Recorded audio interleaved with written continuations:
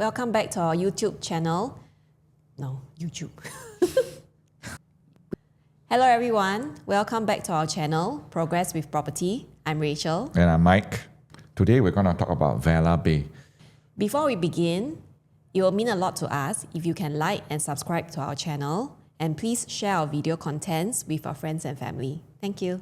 So Vela Bay, the seafront facing condo in Bayshore. I'm sure a lot of you have heard about the Bayshore Transformation, and Vela Bay is going to be the very first plot in this transformation of the Bayshore area. So some disclaimers before we move on. So the estimated preview date is on the 11th of April 2026, and the target booking date is on the 25th of April 2026. So how we're going to do the video today is we're going to run through the project overview, and we're going to talk a little bit about the supply of condos and BTO in Bayshore. And then we're going to definitely talk about the unique selling point of Vela Bay and how we are going to quickly identify developers' pricing strategy on launch day, then followed by floor plan analysis. Let's take a look at the project overview. There will be 515 units within Vela Bay, and the 2 basements assigned to the car park.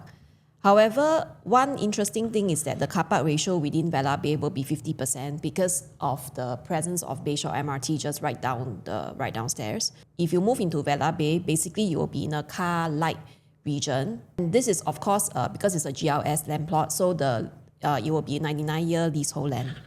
When it's going to TOP, we don't really know yet. Control of Housing has not approved this part yet. And a lot of the plans now that we are talking about is still in a draft stage. In terms of unit mix, you can see that about 43% is catered to the 1-bedder as well as the 2-bedders. So there will be a 1-bed plus study. Which is the smallest. Yes, and then we have the 2-bed 1-baths as well as the 2-bed 2-baths. And in terms of the bigger units, which is cater more towards own stay, we have the 3 bedrooms all the way down to the 5 bedrooms, and it constitutes about 57%. If we compare this with Seaside Residences, which is located at Siglap MRT station, for Seaside Residences, there won't be any 5-bedders available. Hence, the supply of 5-bedroom within the Bayshore area will be quite interesting. I would say that the unit mix here is actually rather healthy because you have a greater proportion for catered to own stay, and then a smaller percentage is catered for probably investors and the tenant pools in the future. So looking at the site map of Vela Bay, there are 2 blocks, Block 1 and Block 3. Block 1 have a lot of units facing the sea. Block 3 will also have some units facing the sea, starting from Block 10, 11 and 12. If we zoom into Block 1, there will be some stacks that are starting from level 5. And as for Block 3, there will be some stacks that are actually starting from level 2. This is a photo taken from Park Clementi's. So you can see that actually the entire block is pretty much elevated first, rather than the units starting from level 1. So this is the location map. It's actually at the doorstep of Bayshore MRT station, right next to Costa del Sol. For parents who are concerned about the schools which may be nearby Vela Bay, we have Temasek Primary School, which is also quite a popular primary school. And across the road, we have Temasek Secondary. So Temasek Primary will be within 1 kilometer from Vela Bay. At the same time, in terms of tertiary education, we have Temasek Junior College, but currently the school is undergoing a very huge reconstruction. So the holding site is actually in Tampines. But by the time Vela Bay is built, I think Temasek Junior College should be ready. Singhaiyi will be the developer for Vela Bay. Some of the projects that are ongoing is Sora. And if we look at a project that's going to TOP soon, will be Grand Diamond. One of the main factors we are seeing a lot of transformation going on in the Bayshore region is because the infrastructure, which is the Thomson East Coast Line MRT station, has been in operation, except for Bedok South MRT station as well as Sungai Bedok MRT station. And what the government is going to do is that 60 hectares of land will be developed into a mixture of BTOs as well as private residential. So the location for Vela Bay will be here, which is right at the start of Bayshore area. 10,000 homes will be set up within Bayshore. There will be 7,000 BTOs. Most of them will be under the category of plus, and we will have 3,000 private homes. So where are the distribution of all these residential units? A few days ago, I'm sure you have read in the papers that a mixed-use development is going to be built above the Bedok South MRT station. It's going to constitute about 1,280 homes. Why did this news come out in time just before the launch of Vela Bay? If you're a buyer buying into Vela Bay, you might be concerned about the supply that's going to be entering the Bayshore precinct.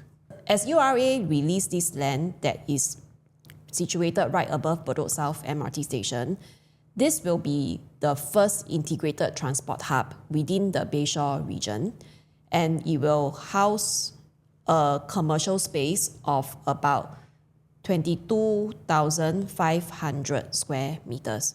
So to give you an idea of how big this commercial space is going to be, we can refer it to Helium Mall.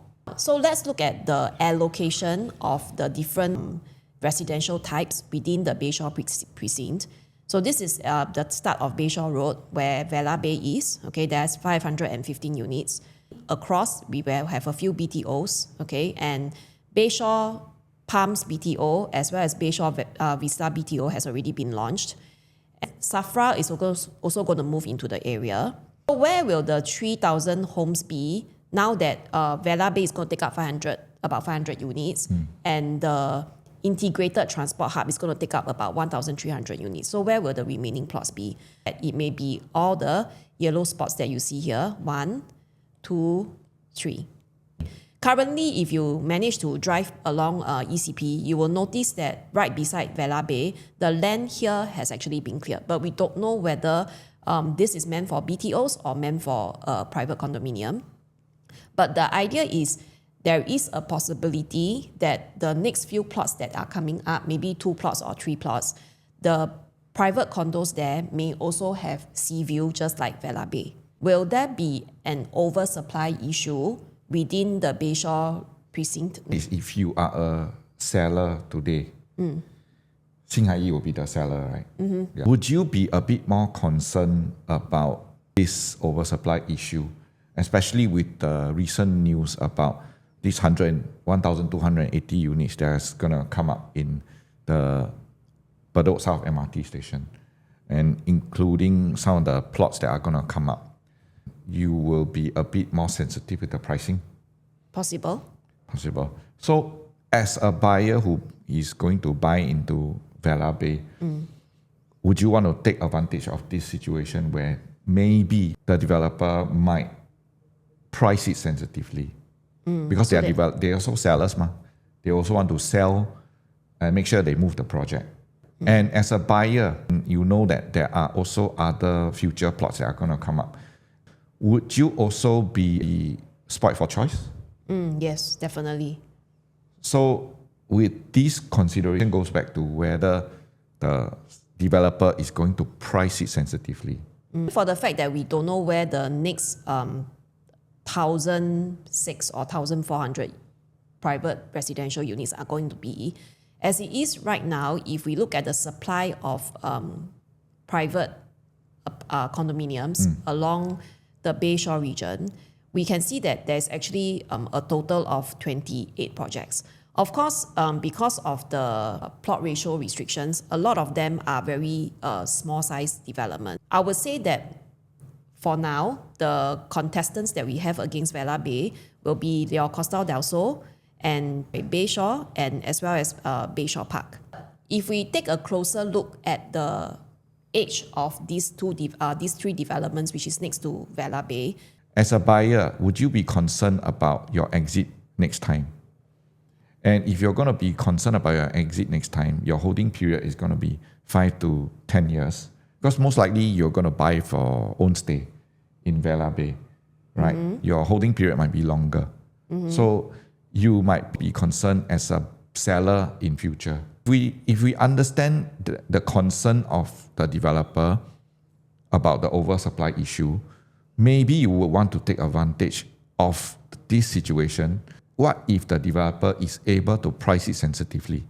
And you might buy into Vela Bay at a good price. And when you exit as a seller, you will be exiting with a potential that Vela Bay is going to be the most sought after project. Because it's the first, because it's got the sea view, because it's right next to the MRT station. One of the other concerns to take note, which I'm sure the developers also know, is that the 7,000 BTOs that's going to come up, they will be categorized under the plus HDB flats. And for a plus HDB flat, assuming there's a 3-year building period, and plus the 10 years MOP, BTO owners there, the only time when they can start to consider upgrading is 13 years later. So hence, if you are talking about natural demand coming from your HDB upgraders, for Vela Bay's case, it's actually going to take a lot longer as well. Because, I mean, if we look at Pinery residences, all the BTOs there are standard. So 5 years later, they will exit, and then they may come over to form the demand for Pinery residences. However, for Vela Bay, it's a more unique case where most of the HDB upgraders are coming from a plus flat. Hence, as a Vela Bay buyer, you may also need to really look into your long-term plans, because if you are planning to switch to the next property maybe 5 years from now, you need to understand where your future demand is coming from. As a seller who is holding on to a sea view unit, I think your chances of exit will be quite easy. As East Coast lovers, they will want to buy into the sea view. I think a very good example would be the River Valley launches. River Modern? River Modern would be one of, like Zion Grand, Promenade Peak, they are skyscrapers. So I think if you compare skyscrapers to River Modern, which is the River View, as a buyer, which one would you prefer? The River View or the skyscraper? River View. River View. So I think nature will always be much of a preference compared to skyscraper. If you are looking to buy into Vela Bay, and Vela Bay having 70% sea view, in future, would you be the most sought after project? For the buyers who are waiting on the integrated transport hub that's going to come up maybe next year, there's a possibility, because looking at the integrated development, most likely won't have a view, especially if the government decides to place some HDB blocks here. Currently, it seems like Vela Bay is the only one with the confirmed seafront view. Let's say you're going to buy into Vela Bay with the sea view. Can the price hold because of the sea view? Hence, planning more than 5 years, in fact, for 10 years or 13 years, is actually very important for your purchase of Vela Bay. Based on the supply that are available within Bayshore that can be in direct competition with Vela Bay, we have 3 developments. The oldest one being Bayshore Park. So Bayshore Park will also, some of the units there will grant you the sea view. However, one of the things to take note as a resale buyer is that for Bayshore Park, because the land lease started in 1982, so it will only have 55 years left currently. And we all know when the land lease or when the lease of the property falls below 60 years, the next buyer that's going to come in will have issues taking up the full loan, because the bank won't grant the full loan. And at the same time also, the usage of the CPF will also be prorated. So hence, entering into Bayshore Park, trying to get the sea view, your exit strategy may be affected much later, even though, of course, Bayshore Park is way cheaper. The next plot that we have is the Bayshore, which has about 66 years left. So 6 years later, they will face the same issues as Bayshore Park. And here, you don't get any sea view at all. So our youngest competitor with Vela Bay right now is Costa del Sol, because they have a lot of stacks, right, that is actually facing the sea. It has about 70 years lease left. So if we forward the time, like what we have been discussing thus far, if you hold Vela Bay for about 10 years or 13 years even, during that 10 or 13 years, Costa del Sol's lease would have decayed to the case whereby it has less than 60 years left. Okay, and this is when, if you have a resale buyer coming in, which one will they pick? Seaside residence. So Vela Bay or seaside residences will probably be their top choices already, because of the decaying lease that is happening to these 3 projects that is surrounding Vela Bay. Using the Bayshore and Costa del Sol, let's look at the prices at this point, because if you take these 2 plots minus the sea view, the prices usually will be different by about 5 to 10%. Bear in mind that the Bayshore TOP in 1999 versus Costa del Sol, which TOP in So there are 2004. about so 5 years gap. Yeah, 5 years gap. So this 5 years gap, if there's no sea view, would the prices for Costa del Sol hold at this point in time? So let's take a look at the current price gap between the Bayshore and Costa del Sol. The price gap is actually 46%. So if we take away the sea view, it's about maybe 5 to 10% of the price difference. But factoring in the sea view for Costa del Sol, it's actually holding its price of about 46% higher than the Bayshore. What this means to say is that the sea view actually gives some price support, right, to the project.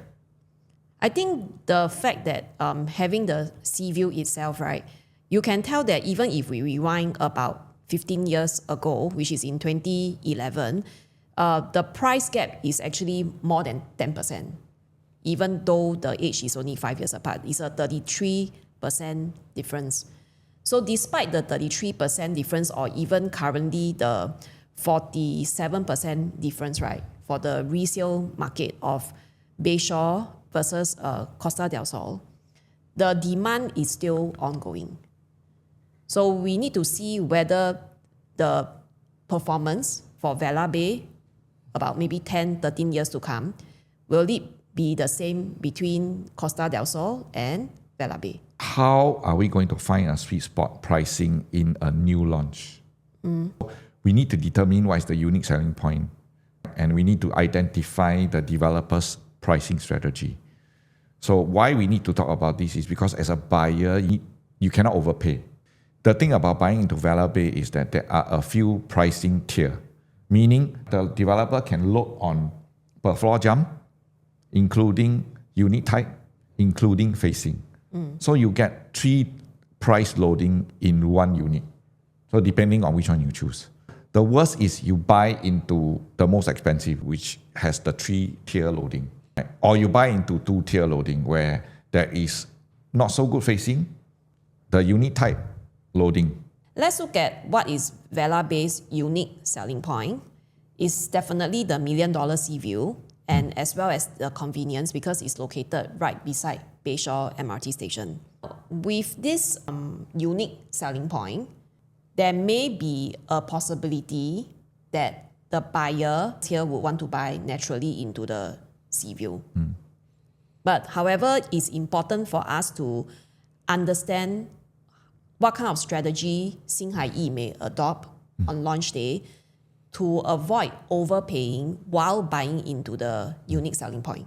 So if we look at this, there are actually quite a few stacks that are having the sea view. So confirm sea view, meaning no blockage in future, not going to be affected by any building or construction, will be this part. Which is in block 1. Stack 3, 4, 5, 6, 7, 8, and 9. Okay. And then there will be the next stack, which is 10, 11, and 12, followed by 13, 14, and 15. 13, 14, 15 is actually diagonally facing Costa del Sol, meaning you will have a bit of the sea view and a bit of the Costa del Sol view. But if you buy into 10, 11, 12, although yes, there will be sea view, but we don't know what is coming up to the right of Vela Bay, which is here. So the catch is that you may buy into 10, 11 or 12 having to face another block in future. Or we don't maybe know. the view gets slightly blocked. We don't know yet. The loading is definitely going to be 3, 4, 5, 6, 7, 8, 9. Because it's Confirm. unblocked. Yeah, the loading is going to be there. So whether how much you're going to pay, how many tier pricing is going to be on these few stacks that has the confirmed sea view, then we need to ask ourselves, where is the sweet spot going to be? At which level do I need to buy into Vela Bay in order to really have unblocked sea view? The developer say from 11th floor onwards. So we suspect from the 10th floor to the 11th floor, the price jump is going to be quite significant. Because Vela Bay is up to 31 stories, the price jump for per floor jump may not just happen between 10 and 11. Definitely. There's a possibility maybe between 16 and 17. Then after that, the next level is like maybe say 24 to 25. If you get a good queue number, you definitely want to buy into a floor that is not, you don't overpay. So for example, if you buy 12th floor, sea view, let's say you buy into stack 6, sea view, okay? Would the sea view be very different at the 30th story compared to the 20th story? No, ma. Sea view is still a sea view. Okay. So if you're going to buy into level 11, for example, where the sea view is going to start, it might be the cheapest compared to level 13 or level 14. If the jump is from 10 to 11, then you may want to consider whether you should buy slightly higher. Correct. So if the difference is say 3%, Then of from course have to go 11 back. to 12 floor, then of course you buy 12 floor or 11 floor. If the difference is 3%. But if it's 10 to 11, is 5%. But 11 to 12 is 3% or less than that. I'll buy the 12th floor. So we will have to see. We'll have to see. So it depends on your queue number at the end of the day. So the sweet spot would be 10, 11, and 12. In terms of the height. In terms of the view. Because it's still quite questionable. We don't know how the future development is going to affect the view.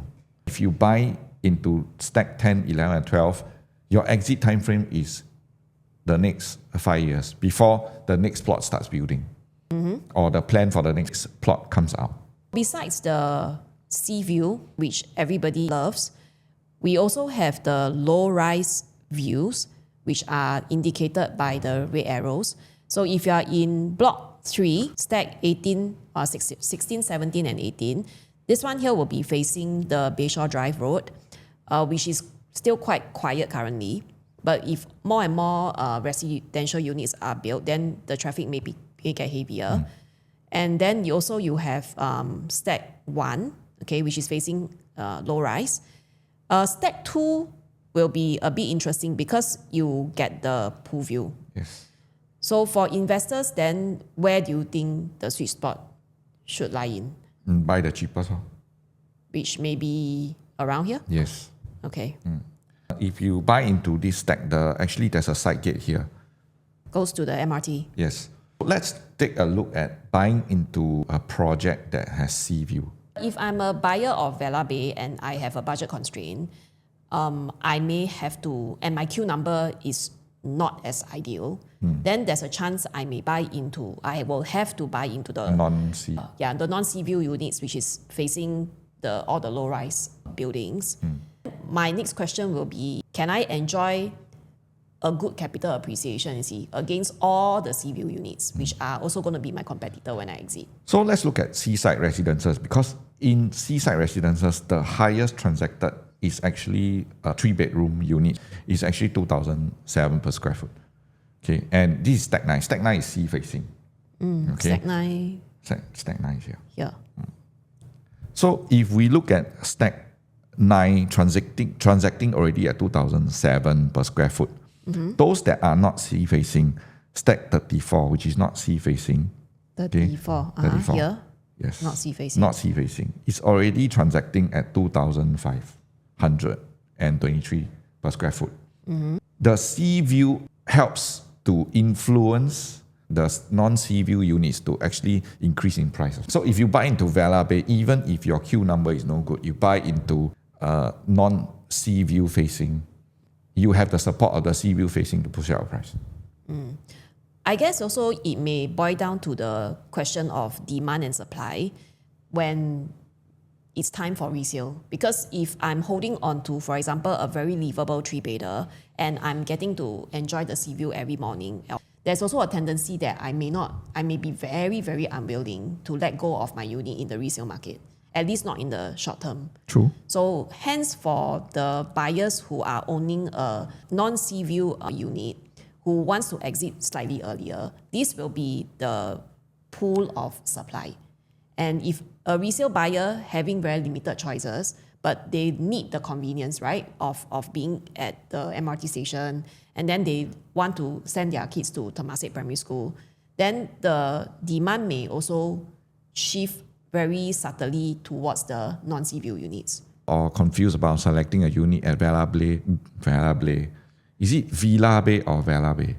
I have no idea. Vela? Okay, Vela. Vela sounds nicer. Because VAL is Val. Okay. So VEL is one. Okay. So Vela Bay. Vela Bay. If you are finding trouble selecting a unit at Vela Bay, drop us a text. Scan our numbers. These are our WhatsApp number. Scan, reach out to us. How do you identify the different types of developer pricing strategy? The first one would be the per floor jump. Okay. Second one would be the loading on the view. And the third one would be the unit type pricing. Let us go through some of the past history and look at the transactions for the projects that is under the care of Singhaiyi. The first one is Grand Diamond. So let's take a look at this block 10, stack 35. What we can see is that on launch day, from the 5th floor all the way to the 17th floor, the units were actually moving. One of the interesting things to take note is that for Singhaiyi, who is also the developer for Vela Bay, from the 9th floor to the 10th floor, there was a slight difference in the amount of increment. From the 5th floor to the 9th floor, the per floor jump was actually capped at $6,000. But when you go from the 9th floor to the 10th floor, this is when the increment becomes drastic. At first it's 0.2%, then after that it becomes 1.05%. So the increment from 6,000 per floor jumped to 30,000. And then the next thing to take note is that the higher we go, actually the per floor jump also actually becomes more compared to the lower floor units.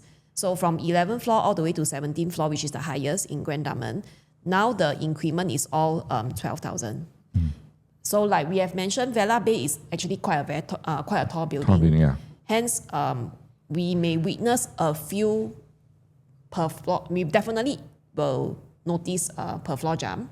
Significant. Yeah, Will be quite but significant per there floor will be jump. certain floors, like we say, maybe from 10 to 11 floor, there will be a jump. Then after that, when we go higher up again, we will add some more. They may change. They may change the way they price because of the sea view.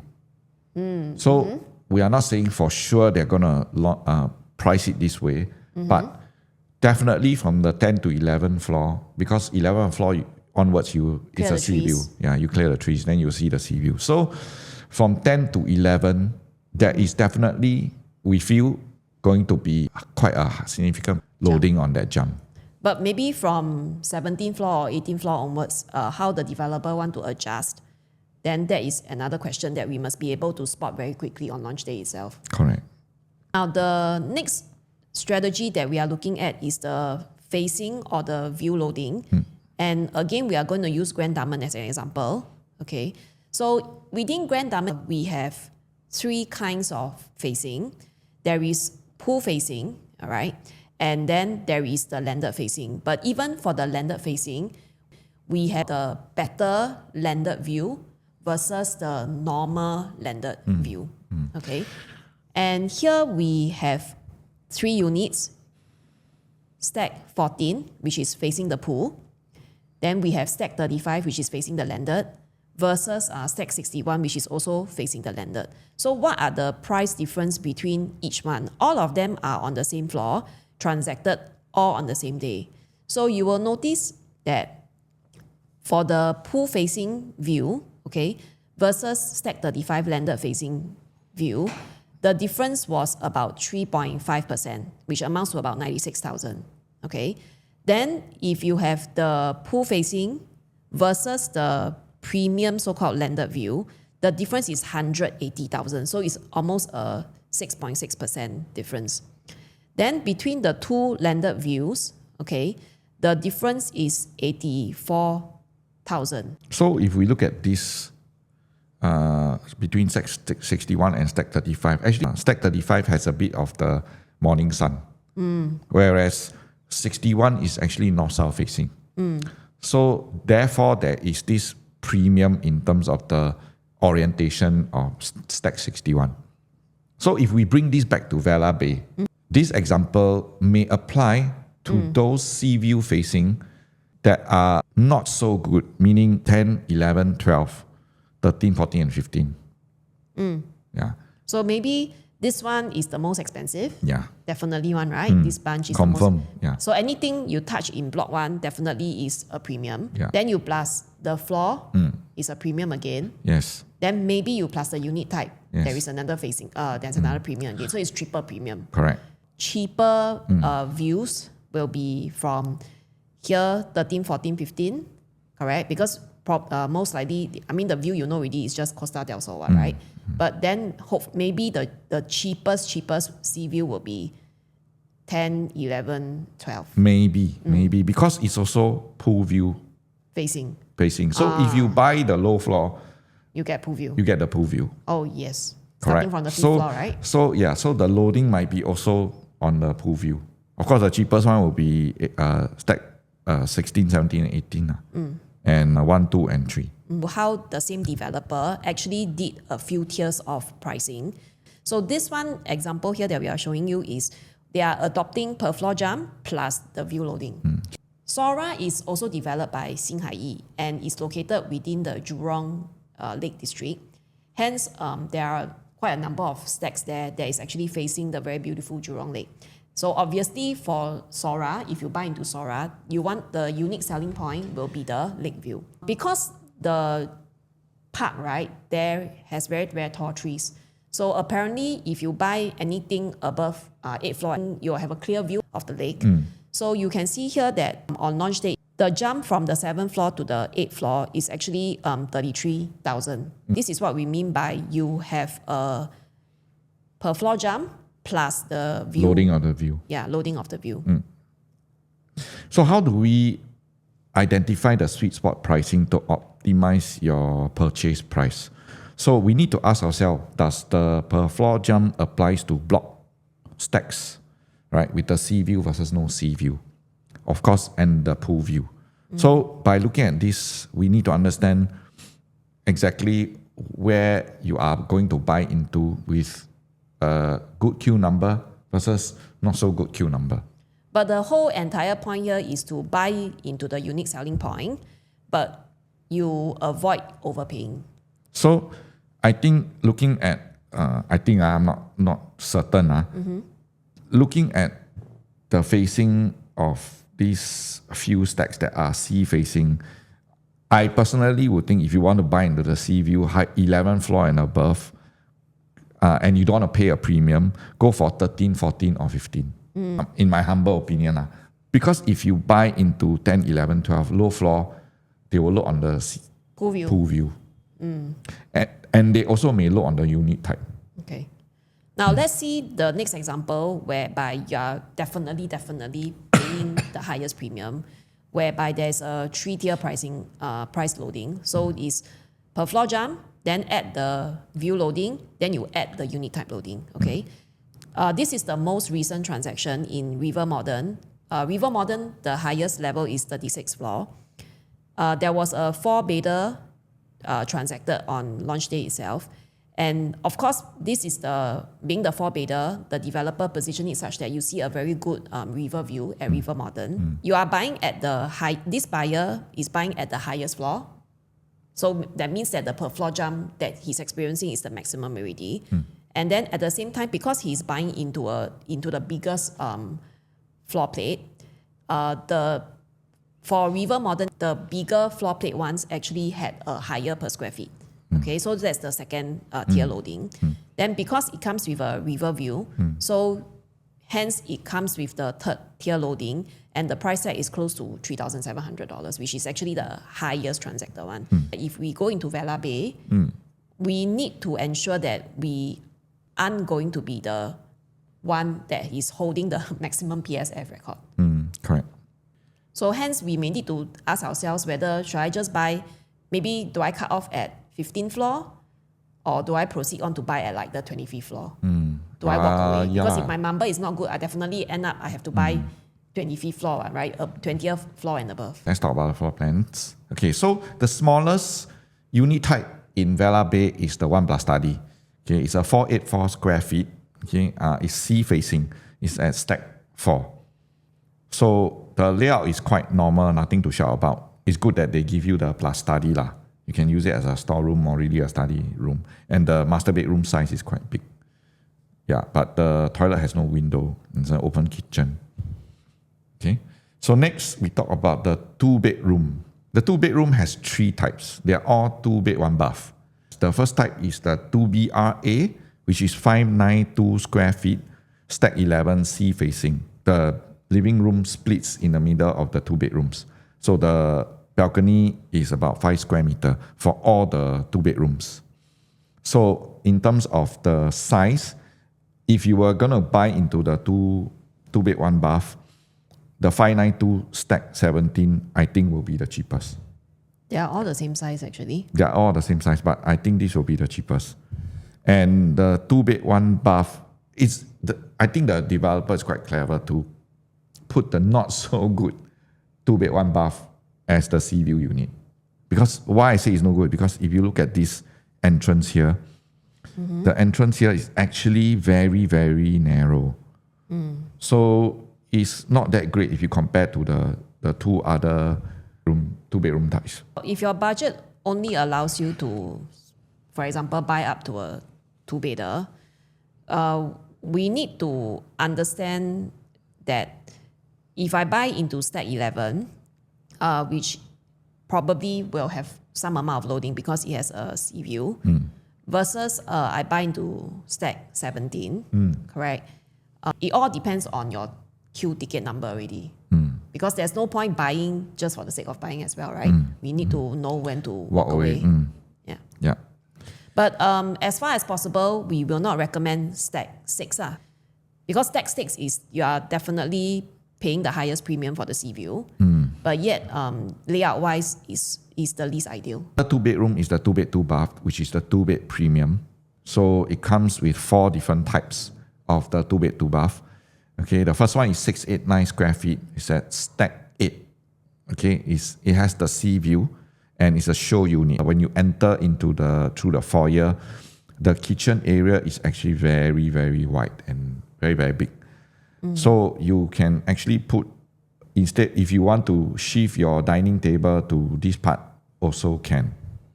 Yeah, so you get a bit, the space is actually quite well planned and efficient for this 2BRPA. Type A lah. Type A.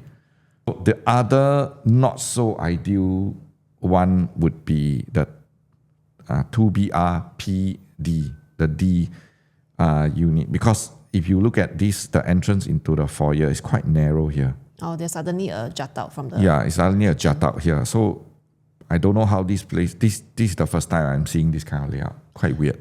But other than type B, which is non-enclosed, or rather type A and B, they both are the kitchens. You can enclose it if you want to, but for the rest, right, C and D, you definitely get to enclose the kitchen if you like. Let's move on to the 3-bedder compact. Their sizes actually range from 883 square feet to 893 square feet. So there is actually not a lot of difference except for the way the foyers are actually being placed.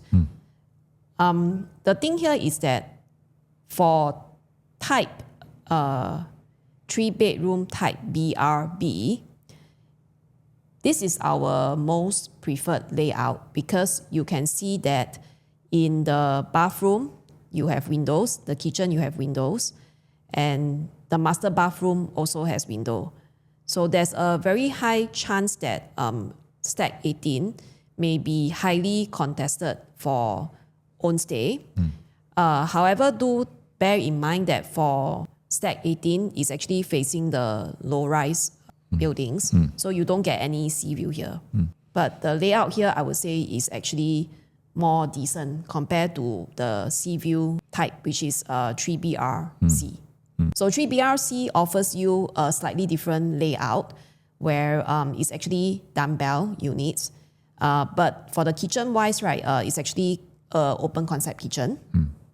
So for family-wise, they may need to consider concealing it up because there's also no windows as well. I think lucky thing is that the area is quite big. It's quite spacious, Yeah, yes. they're quite spacious there. We move on to the 3-bedroom premiums, where of course the household bomb shelter is actually provided. I would say that in terms of layout-wise, right, they also have very long foyers for each type, and all of them is the same, 1033 square feet. Type 3BR PB is a show flat unit, and it comes with the sea view amongst these two unit types. So there's a very high chance, again, this is the one that you have all the triple tier loading. In terms of 4 bedrooms, we have 4 bedrooms with and without the private lift. Okay. So this one is the one without the private lift. Yeah. And both of them, again, the sizes are the same. So the only matter is the foyer here. Okay. Yeah, both foyers will be... The foyers will be quite dark because it's angled. You have to walk in and turn. So I think it will be quite dark. This layout type is actually quite unique in Bayshore area. Definitely. I need to compare it to seaside residences. So I think some of the 4-bedroom seaside is this kind. We have the 4 bedrooms with private lift versus the 5 bedrooms with private lift. The size difference, 4 bed with private lift is 1378 square feet versus the 5-bedder, which is 1582 square feet. Both of them are facing the sea view. However, for Stack 10, you also come with the pool view if you buy the lower floor units. One of the things we would like to highlight is that usually for units that has private lift, the lift lobby actually opens up into the living space. Meaning, when you enter, you should be able to see the very wide frontage of the living room. However, for both of these cases here, you can see that when I come out from the private lift, the first thing I see is the wall for bedroom 4. Same thing for the 5-bedder. When I come out from the private lift, actually, I am also facing the wall of bedroom 3. So this kind of arrangement is actually quite rare. So if you really wish to welcome your guests in and see the wide frontage of your beautiful house, maybe you want to change the door here, seal this up, and then here you knock through to put where the wall is. But for the 4-bedroom with private lift, maybe here is a bit difficult because then your dining space will be a bit affected, or rather people come in and straight away will see your or don't have the wall space at all. Yeah, There is correct. no lobby. Yeah, so if you don't have the wall at all, then the traffic will direct straight like this way. Okay. Yeah. So these are the 5 bedders. Definitely with a lot of premium loaded to it. In the whole development, there are 2 penthouses. One of them is 1765 square feet, which is the biggest one on the 31st floor, Stack 05. And the other penthouse is on Stack 10 with sea view, 1582 square feet.